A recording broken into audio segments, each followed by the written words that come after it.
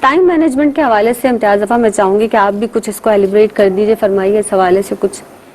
دیکھیے زندگی میں کامیابی کے لیے آپ کو ٹائم مینجمنٹ آنی چاہیے. بالکل صحیح ہے. کیونکہ آپ چاہے طالب علم ہیں، چاہے آپ گھریلو خاتون ہیں، چاہے آپ کسی بھی شعبے میں، جی آج دیکھیں ہمارے پستی کا یہ عالم ہو چکا ہے کہ کسی پروگرام میں جانا ہو تو جو مین مہمان ہوتا ہے وہ سب سے لیٹ آ رہا ہوتا ہے. جی تو میں کہتی ہوں کہ اس میں لیڈرشپ کی کوالٹی ہی نہیں ہے. ہاں حقیقی لیڈرشپ وہ ہے جس نے وقت کی قدر کو جانا، بالکل صحیح. وقت کو پہچانا، ہاں وقت کی لگام کو اپنے ہاتھ میں لیا.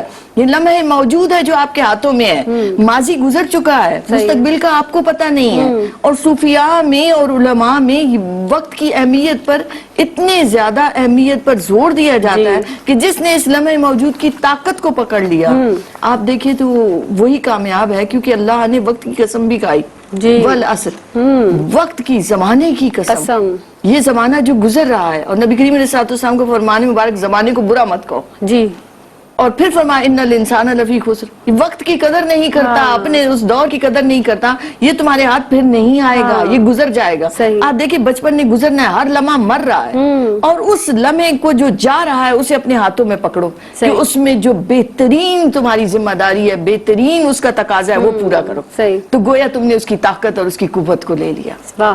اور جس نے وقت کی اور اس کی قوت کو پکڑ لیا وہ کامیاب ہی کامیاب، وہ ناکام ہو ہی نہیں سکتا. بے شک بے شک. اور جب ہم 5 وقت کی نماز وقت مقررہ پر ادا کرتے ہیں تو وقت کی قدر انسان سیکھ جاتا ہے. اور وہ بچپن سے، جیسا کہ ہم نے ذکر کیا تھا نا، ابتدا جو ہم نے کی بات کی وہ یہیں سے کی کہ یہ نماز ہمیں وقت کی قدر کا عادی بنا دیتی ہے، مینجمنٹ کا عادی بنا دیتی ہے بچپن ہی سے.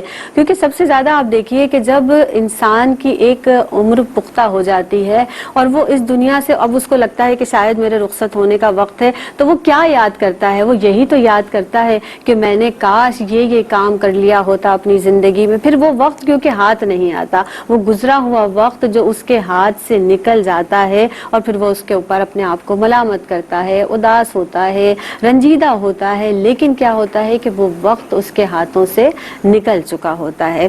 تو یہی وہ ساری باتیں ہیں جس طرح سے امتیاز آپا آپ نے بھی کہا کہ ہر شعبے میں، یعنی آپ کہیں پر بھی دیکھ لیں، اگر ہم یہاں پر بھی آتے ہیں وقت مقررہ پہ نہ آئیں تو اس طرح سے ہم آپس میں بیٹھ کر کوئی بھی اچھی بات پراپر طریقے سے نہیں کر پائیں گے. اگر ہم نے اپنا ٹائم مینیج نہ کیا تو ہم کسی بھی بات کو صحیح طریقے سے یا ایک موضوع ہی کو صحیح طریقے سے لے کر آگے نہیں چلیں گے، اور پھر اس کا کوئی مقصد حاصل نہیں ہو سکے. ہر شعبے میں طالب علم کو دیکھیں، اگر وقت پہ اس نے تیاری نہ کی وہ کامیاب نہیں ہو سکتا. جی اسی طرح کوئی بھی ہے، کسی آفس میں کام کرنے والا ہے، کوئی انجینئر ہے، کوئی ڈاکٹر ہے، اگر ڈاکٹر نے وقت پر پیشنٹ کو اٹینڈ نہ کیا تو پیشنٹ زندگی سے گیا اور اس کے نام اعمال میں گناہ لکھا گیا اگر اس نے وقت کی اس کی قدر نہیں کی. یہ نہیں، آپ جس شعبے میں بھی جائیں، اور پھر آپ دیکھیں تو زمین و آسمان کی ہر چیز ہمیں وقت کی اہمیت کا درس دے رہی ہے. بالکل صحیح ہے. چاند اور سورج کی گردش کو آپ دیکھیں، پودے کا نکلنا دیکھیں، دن اور رات کا بدلنا دیکھیں. یہ ہمیں متوجہ کر رہا ہے کہ ایک ایک لمحہ مقرر ہے، تو اس لمحے کی قدر کرنی ہے ہمیں. اور